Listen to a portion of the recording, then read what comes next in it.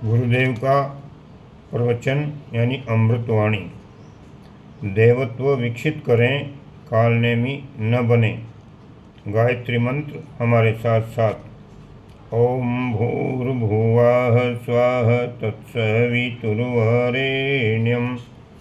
भर्गो देवस्य धीमहि धियो यो नः प्रचोदयात्।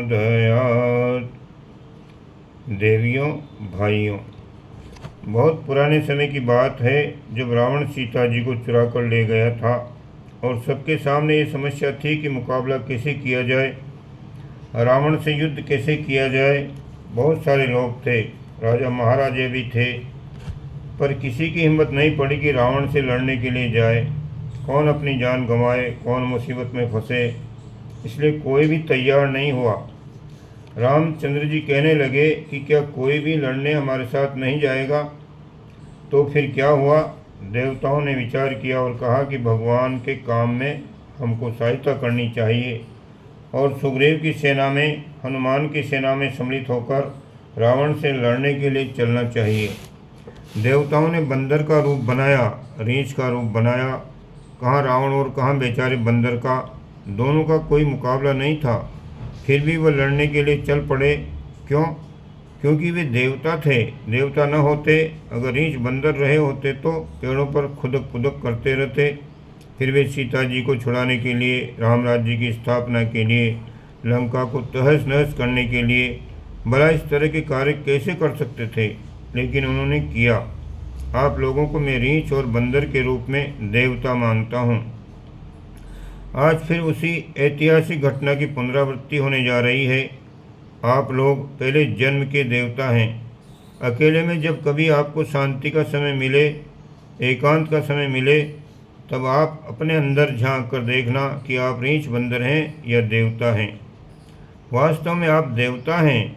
देवताओं के सिवाय आड़े वक्त में कोई और काम नहीं आ सकता। देवता ही काम आते हैं। आप लोगों में से हर एक को मुझे यही कहना है कि आपको जब कभी अपने आप में मौका मिले तो कहना कि गुरु पूर्णिमा के दिन गुरु जी ने कहा था कि हमारे भीतर देवता बैठा हुआ है, देवता विराजमान है। देवता जो काम किया करते हैं, वे जिस काम के लिए अपना जीवन लगाया करते हैं, जिसके लिए पुरुषार्थ किया करते हैं, वही पुरुषार्थ हमारे सुपुर्द किया गया है। एक बात तो मुझे आपसे यही कहनी थी। दूसरी बात ये कहनी थी कि जब महाभारत हुआ था तब अर्जुन ये कह रहा था कि हम तो 5 पांडव हैं और कौरव 100 हैं तथा उनके पास विशाल सेना भी है, जबकि हमारे पास सेना भी नहीं है। थोड़े से 5-50 आदमी हैं। ऐसे में भला युद्ध कैसे हो सकता है? हम मारे जाएंगे। इसलिए वो बार बार मना कर रहा था और कह रहा था कि महाराज हमें लड़ाइए मत, हम इसमें हमको सफलता नहीं मिल सकती। आप हिसाब लगाइए कि इनसे लड़कर हम फतह कैसे पा सकते हैं, जीत कैसे सकेंगे। तब भगवान ने उनसे कहा था कि देखो अर्जुन, इन सबको तो मैंने पहले से ही मार कर रखा है और तुम्हारे लिए सिंहासन सजा कर रखा है। तुम 5 को सिंहासन पर बैठना पड़ेगा, राज्य करना पड़ेगा। ये तो सब मरे मराए रखे हुए हैं। तुम तो खाली तीर कमान चलाओगे। इसी तरह जो काम मेरा था सो मैंने करके रखा है। इस युग को बदलने के संबंध में जो महत्वपूर्ण कार्य करने हैं, उनके संबंध में आपको श्रेय भर लेना है। जीतना किससे है और हारना किससे है? न किसी से हारना है, न किसी से जीतना है, न किसी को मारना है और न कोई पुरुषार्थ करना है। आपको तो जो विजयी होने का श्रेय मिलना चाहिए, वही श्रेय आपको प्राप्त करना है। अर्जुन ने भी प्राप्त किया था। इससे पहले जब वो ज़्यादा बहस करने लगा था कि मेरे बाल बच्चे हैं, मेरा काम हर्ज हो जाएगा, फलाना हो जाएगा, मुझे टाइम नहीं है, तब कृष्ण भगवान झल्ला पड़े थे और उन्होंने एक हुक्म दिया, तस्मात् युद्धाय युजस्व। लड़, दुनिया भर के बहाने मत बना, लड़ाई कर। भगवान हमारा क्या होगा, ये पूछने पर श्री कृष्ण ने कहा था कि तेरी जिम्मेदारी हम उठाते हैं, तो युद्ध कर। साथियों, आज गुरु पूर्णिमा का दिन है। आप में से हर एक आदमी की देवता की जिम्मेदारी हम उठाते हैं। देवता जब रीछ बंदर बनकर चले आए थे तो पीछे उनके घर बीवी बच्चे रह गए थे, कुटुंब रह गया था। उन सबको भगवान ने संभाला था। आपके घर को संभालने की, व्यापार को संभालने की, खेती बाड़ी को संभालने की, हरी बीमारी को संभालने की जिम्मेदारी हमारी है और ये सब जिम्मेदारियां हम उठाते हैं। आप हमारा काम कीजिए, हम आपका काम करेंगे। हम आपको यकीन दिलाते हैं, आप हमारा विश्वास कीजिए, हम आपका काम जरूर करेंगे। पिता ने बच्चे का हर काम किया है। पिता से बच्चे ने जब जो मांगा है दिया है। जब टॉफ़ी मांगी है तो टॉफ़ी दी है, झुनझुना मांगा तो झुनझुना दिया है। तुम तो छोटे बच्चे हो, इसलिए यही मांगते रहते हो। अब आगे से जो भी कहना हो बेटे लिख कर दे जाना। लिखना और कहना बराबर है। और फिर हमारा जवाब सुनते जाना और नोट करके ले जाना कि गुरुजी ने ये वादा किया है कि 24 पुरुषों का जो पुण्य पहले कमाया था उसका, और अब हमको 3 साल हो गए हैं एकांत मौन रहकर साधना की है, उसकी पुण्य संपदा जो हमारे पास जमा है उसमें आपका हिस्सा बराबर है। माँ के पेट में जब बच्चा आता है तब कानूनन उसका हक बाप की जायदाद पर हो जाता है। इसी तरह हमारी कमाई पर आपका हक है। प्रार्थना मत कीजिए, निवेदन मत कीजिए, मनोहार मत कीजिए, वरदान मत मांगिए, आप अपना हक मांगिए। हम आपका काम करते हैं और आपको हक चुकाना पड़ेगा। आप बीमार रहते हैं तो हम आपकी बीमारी को अच्छा करेंगे। आप पैसे की तंगी में आ गए हैं तो हम उस तंगी को भी दूर करेंगे। आप लड़ाई झगड़े में फंस गए हैं तो हम उसमें भी आपकी मदद करेंगे। आप पर मुसीबत आ गई है तो आपकी ढाल बनकर उस मुसीबत को रोकेंगे। श्री कृष्ण ने अर्जुन का रथ चलाया था, आपका रथ हम चलाएंगे। काय का रथ? आपके कारोबार का रथ, आपके व्यापार का रथ, आपके धंधे का रथ, आपके शरीर का रथ, आपकी गृहस्थी का रथ, ये सब हम चलाएंगे। इसका हम वायदा करते हैं। लेकिन साथ साथ आपसे ये निवेदन भी करते हैं कि आप हमारे रास्ते पर आइए, साथ साथ चलिए, हमारे कंधों से कंधा मिलाइए। हम में आपको कोई नुकसान नहीं होगा, आप ये यकीन रखिए। हमने उन विरोधियों को मार कर रखा है और विजय की माला आपके लिए गूंथ कर रखी है। 5 पांडवों के लिए विजय की मालाएं बनी हुई रखी थी। आपको पहनाना है, आपको श्रेय भर लेना है। ये जो नवयुग का क्रम चल रहा है उसमें जब आप भागीदार होंगे तो श्रेय आपको ही मिलेगा। तो गुरुजी, हमारे बीवी बच्चों का क्या होगा? बेटे, उनकी जिम्मेदारी हमारी है। यदि वे बीमार रहते हैं तो हम उनकी बीमारियां दूर कर देंगे। व्यापार में नुकसान होता है तो तेरे उस नुकसान को पूरा करना हमारी जिम्मेदारी है। तेरे व्यापार में जो घाटा पड़ जाए तो तू हमसे वसूल कर ले जाना। लेकिन जब बच्चा बड़ा हो जाता है तब कुछ बड़ी चीज़ दी जाती है जो छोटे बच्चे को नहीं दी जा सकती। अब आप जवान हो गए हैं, अब कोई बच्चा नहीं दिखाई पड़ता। आप सब जवान हो गए हैं। अब हम सबको काम धंधे से लगाइए और जो हमारे पास बाकी बचा है वो भी आप सबको बांट देंगे। नहीं गुरुजी, जब आप जाएंगे तब अपनी कमाई भी अपने साथ ले जाएंगे। बेटे, हम ऐसा नहीं करेंगे। हम आपको यकीन दिलाते हैं कि हमारी जो भी कमाई है वह सब आपको ही देकर जाएंगे। चाहे वो पुण्य की कमाई हो, चाहे वो सांसारिक कमाई हो, चाहे आध्यात्मिक कमाई हो, उस कमाई में तुम्हारा भी हिस्सा है। साथियों, हमने जीवन भर दिया है। बाप दादों की 2000 बीघे ज़मीन थी, वो हम दे आए, और स्त्री के पास जेवर था, वो भी हम दान में दे आए। बच्चों की गुल्लक में पैसे थे, वो भी हमने दे दिए। अब आपके पास कुछ और धन है? नहीं बेटे, धन के नाम पर एक कानी कौड़ी का 1,00,000वां हिस्सा भी हमारे पास नहीं है। आपको तलाशी लेना हो या मरने के बाद पता लगाना हो कि गुरुजी के पास क्या मिला तो मालूम पड़ेगा कि शांति कुंज में एक ऋषि रहा करता था और यहाँ की रोटी खाया करता था। बेटे, धन के नाम पर हमारे पास कुछ भी नहीं है, लेकिन हाँ, एक पूंजी है हमारे पास। यदि वह न होती तो हम इतनी बड़ी काम क्यों कर पाते। हमारे पास वो पूंजी है तप की, जिसको हम सामान्य क्लास का कहते हैं, जिससे हम आपकी मुसीबतों में, कठिनाइयों में सहायता कर सकते हैं। दूसरी वह है जिसमें हम आपको संसार का नेता बनाना चाहते हैं। हमको भगवान ने नेता बनाकर भेजा है। चाणक्य को नेता बनाकर भेजा था। वे नालंदा विश्वविद्यालय के डीन थे। अब्राहम लिंकन को, जॉर्ज वाशिंगटन को, गारफील्ड को नेता बनाकर भेजा था। विनोबा को नेता बनाकर भेजा था। हम भी आप में से हर एक आदमी को नेता बनाना चाहते हैं। नेता बनाने की हमारी इच्छा है। आपकी इच्छाएं क्या हैं, ये हमको मालूम हो या न मालूम हो तो आप लिख कर दे जाना। हमारा एक क्रम है, जब हम बैठते हैं तब देख लेते हैं। रात में हमारा क्रम पूजा उपासना का रहता है। सवेरे से लेकर दोपहर तक हम अपना लेख लिखते हैं ताकि अखंड ज्योति 20 साल तक बराबर निकलती रहे। 20 साल के लिए लेख और जो पुस्तकें लिखनी हैं वो हम सब मिलकर रख जाएंगे। जब ये युग संधि समाप्त होगी और सन 2000 आएगा, उस वक्त तक आप सब ये अनुभव करेंगे कि गुरुजी जो लिख कर रख गए थे उसकी लेखनी में कोई फ़र्क नहीं आया है, उनके अक्षरों में कोई फ़र्क नहीं आया है, उनकी पुस्तकों में, पत्रिकाओं में कोई फ़र्क नहीं आया, मिशन में कोई फ़र्क नहीं आया है और नहीं आएगा। दोपहर बाद तो अब हमने मिलना भी शुरू कर दिया है। 5-25 आदमी को ऊपर बुला भी लेते हैं।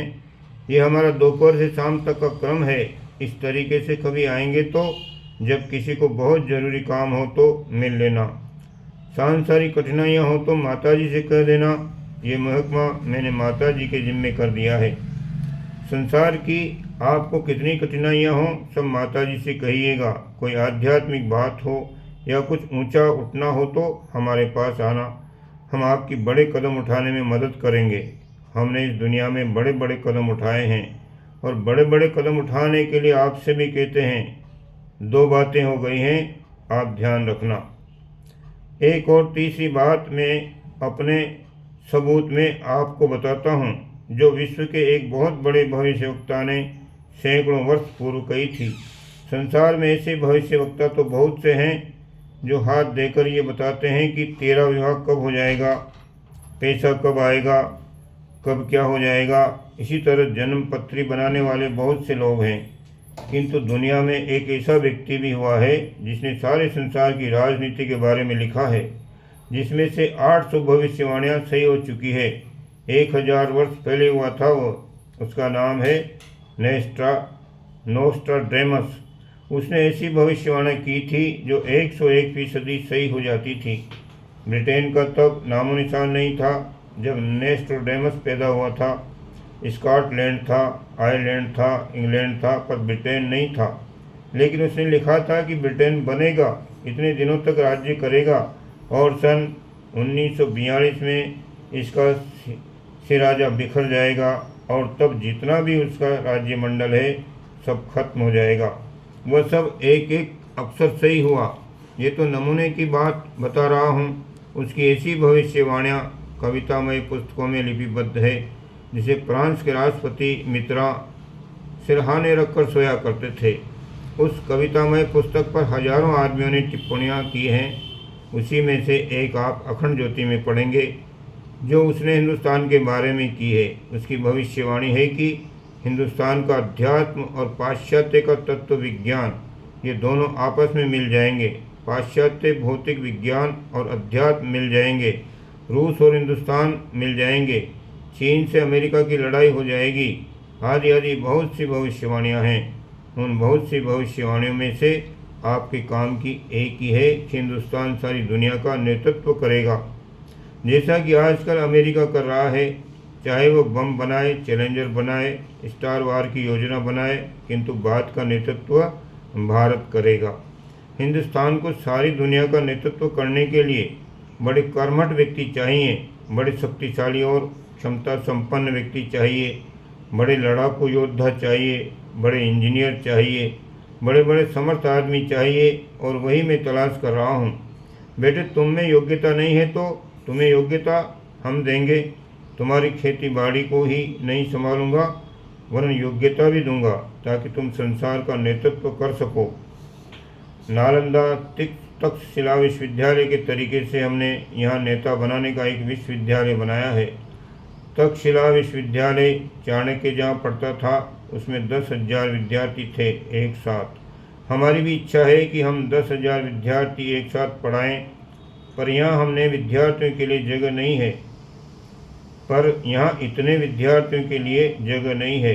अभी यहाँ कल तक 2850 आदमी थे, आज 4,000 हो गए हैं। ठूस ठूस कर भी रखना चाहे तो 4,000 से अधिक व्यक्ति नहीं आ सकते। जबकि हमारा मन है कि जिस तरीके से चाणक्य 10,000 आदमियों को पढ़ाता था और पढ़ाकर हिंदुस्तान से लेकर सारे विश्व में अपने आदमी भेजता था, चंद्रगुप्त को उसने चक्रवर्ती राजा बनाया था।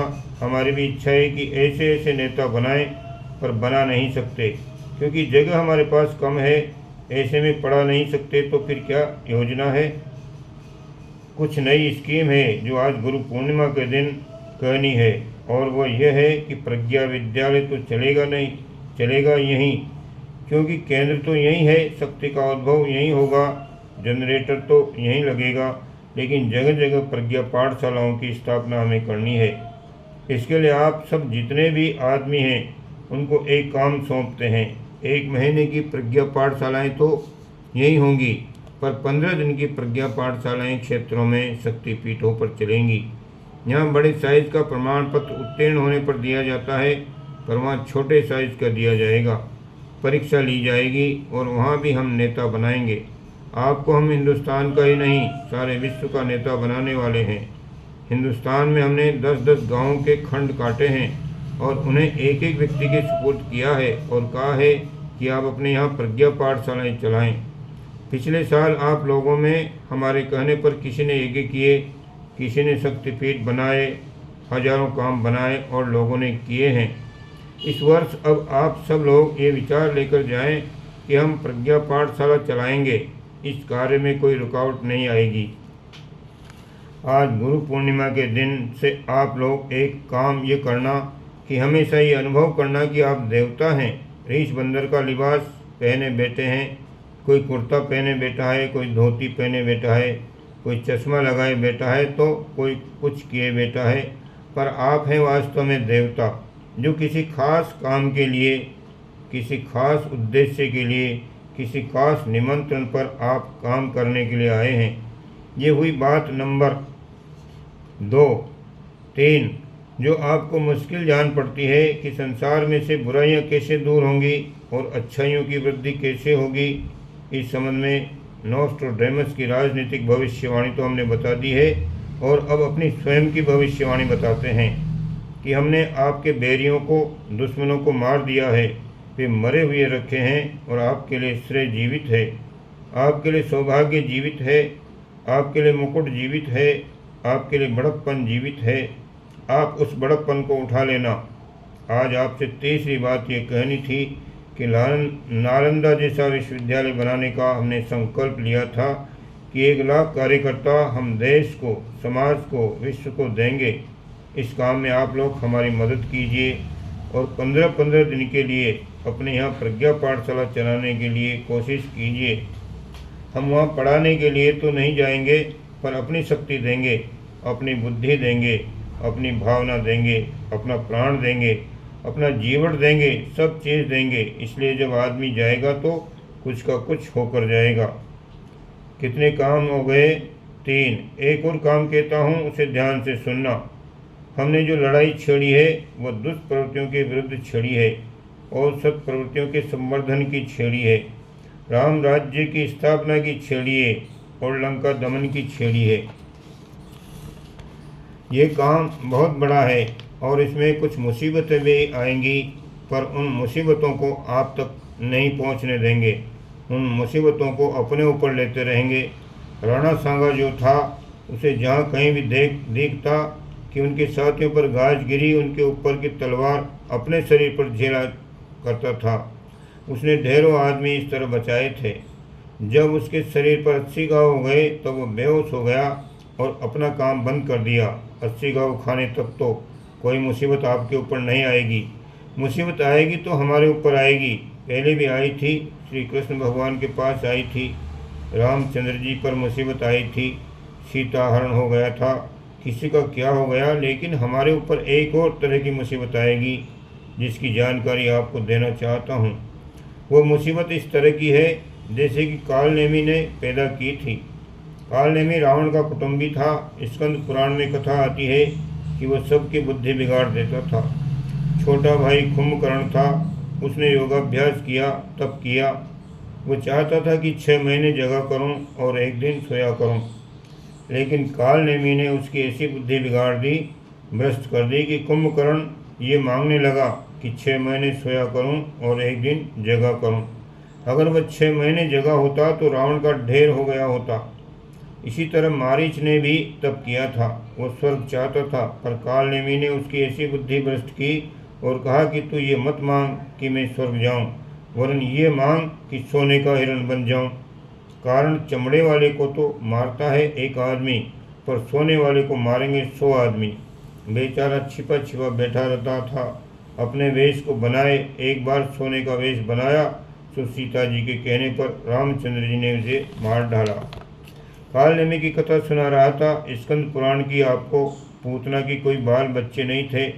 कालनेमी ने उससे कहा कि तेरे बच्चा नहीं है तो तू जा, जादू का मंत्र लेकर जा और श्री कृष्ण को दूध पिला दे। तेरा दूध पिएगा तो अपनी माता को भूल जाएगा और तेरे पास रहने लगेगा।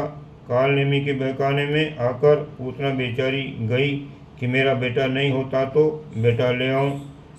बेटा तो मिला नहीं, उल्टे थुक्के फजीते और हुई। शूर्पणखा से कालनेमी ने कहा, तू ब्याह करेगी? उसने कहा हाँ। वो बोला, राक्षस तो काले कलूटे होते हैं, मांस खाते हैं, शराब पीते हैं और गाली भी देंगे तथा मारेंगे भी। हम तुझे ऐसा दूल्हा बताते हैं कि उससे खूबसूरत तुझे दुनिया में कहीं मिलेगा नहीं। बस तेरे जाने भर की देर है। तू गई और ब्याह हुआ। दूल्हे का नाम राम है। उसके पिता के 3 ब्याह हुए थे। राम के 2 ब्याह करा देंगे। सीता जी भी बनी रहेगी और तू भी बनी रहेगी तथा राजगद्दी पर बैठेगी। तू गोरी होगी और तेरे बच्चे भी गोरे होंगे। शूर्पणखा कालनेमी के बहकाने पर रामचंद्र जी के पास गई और अपनी फजीयत कराकर लौटी। उसकी बुद्धि को बिगाड़ दी थी कालनेमी ने। उसने मंथरा की भी बुद्धि बिगाड़ दी थी। उससे कहा कि भरत के साथ तेरा ब्याह करा देंगे। ये जो कैकेयी है वो जाएगी मर और तू रानी बनेगी, राज्य करेगी। उसको समझा करके भरत के लिए राज्य मांग ले। मंथरा ने कैकेयी को पट्टी पढ़ाकर अपना काम बनाना चाहा।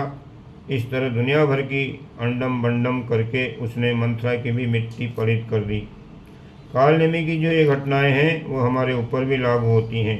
हमारे प्राणों से प्यारे बच्चे, हमारे हृदय के टुकड़ों को अलग करके बहका करके इनको हमसे दूर करने की कोई कालनेमी कोशिश कर रहा है तो गुरुजी आपका नुकसान हो जाएगा। नहीं बेटा, हमारा क्या नुकसान हो जाएगा? अभी ये लड़के गा रहे थे, कोई साथ दे न दे अकेला चल। अकेले चल देंगे हम। अकेले वामन ने सारी जमीन नापी थी। अकेले परशुराम ने सारी पृथ्वी पर से 21 बार भार उतारा था और अकेले हम भी कम नहीं हैं। लेकिन हमको अपने बच्चे प्यारे लगते हैं। बच्चों को कोई छीन न ले जाए, चुरा न ले जाए। अगर कोई घर में से बच्चे को उठा ले जाए तो माँ बाप को दुख होता है, हमें भी दुख होगा। जब कोई कालनेमी हमारे बच्चों को हमसे दूर कर देता है, बागी कर देता है, अपने ये जो 24,000 बच्चे हैं उनकी हमें फिक्र है कि कोई कालनेमी उनकी बुद्धि को भ्रष्ट न कर दे। कालनेमी से हमारा नुकसान है, उसकी हमें फिक्र रहती है और कोई फिक्र नहीं। न मिशन की फिक्र रहती है, न मरने की और न काम की। मिशन बढ़ रहा है और वो बढ़ता ही रहेगा। काम भी हो रहा है, उसकी फिक्र थोड़ी ही है। काम तो बढ़ ही रहा है। गंगा में बाढ़ तो आएगी, रुकेगी नहीं, उसे कोई रोकने वाला नहीं है। मिशन के लिए हम नहीं कहते कि कोई आपको मिशन के लिए हम नहीं कहते कि आप कोई सहायता कीजिए। कहते हैं तो इसलिए कि नफ़ा होगा आपको। आप नेता हो जाएंगे। Sardar Patel, Nehru, George Washington, Abraham Lincoln बन जाएंगे। नेता बनना जिनको पसंद हो आगे आएं, कदम से कदम और कंधे से कंधा मिलाकर चलें। साथ नहीं चलेंगे तो योग्य आदमी कैसे बनेंगे? आज और कुछ नहीं कहना है, केवल इतना ही कहना है कि जो हमारे बच्चे हैं, जिनको हमने पैदा किया है, पाला है, वे हमारी छाती से अलग न हो जाएं। आप हमारी छाती से अलग हो जाएंगे तो हमें बहुत दुख होगा, कष्ट होगा। किसी और बात से हमें दुख नहीं होगा, पर जब ये छोटे छोटे बच्चे जिनसे हमने बड़ी उम्मीदें लगा कर रखी है, वे अगर बागी होते देखेंगे, विरोधी होते दिखेंगे तो हमें बेहद कष्ट होगा। काल नेमी से तो कहना ही क्या है, वो तो भगवान ने ही बनाया है। अगर वह न होता तो लंका का सत्यानाश न होता, रावण सीता जी को नहीं चुराता। जो काल नेमी की माया ही थी तो किसकी हिम्मत थी जो रावण सहित लंका का सफाया करता। जहाँ कहीं भी काल नेमी गया वहीं हाहाकार पैदा किया। बस चौथी बात यही कहनी है कि हमारा कोई भी बच्चा हमारी छाती से अलग न हो पाए। कोई चोर, कोई बाबा जी इन्हें अपनी झोली में डाल कर ले जाएगा तो हमको बड़ा दुख होगा कि हमारा प्यारा बच्चा हमसे दूर हो गया।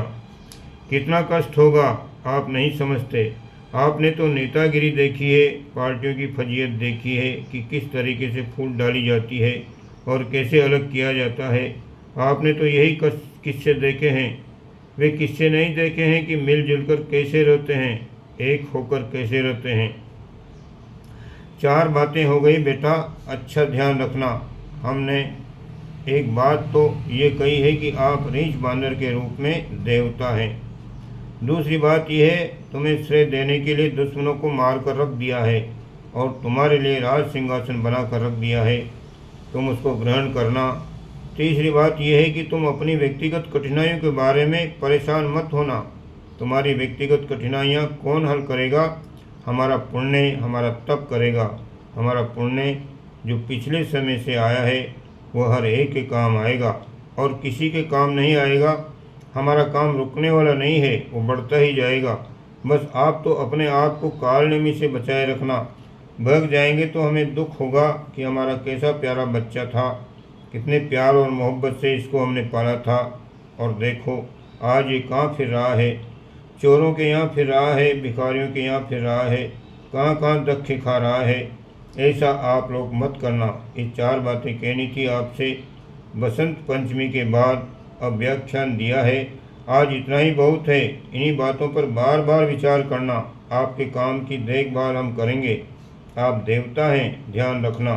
आपको श्रेय लेना है, सिंहासन लेना है, आपको नेता बनना है और किसी झोली वाले बाबा जी से होशियार रहना कि वो बच्चे को झोली में डालकर भाग खड़ा न हो। बस आपसे विदा लेते हैं। ओम शांति।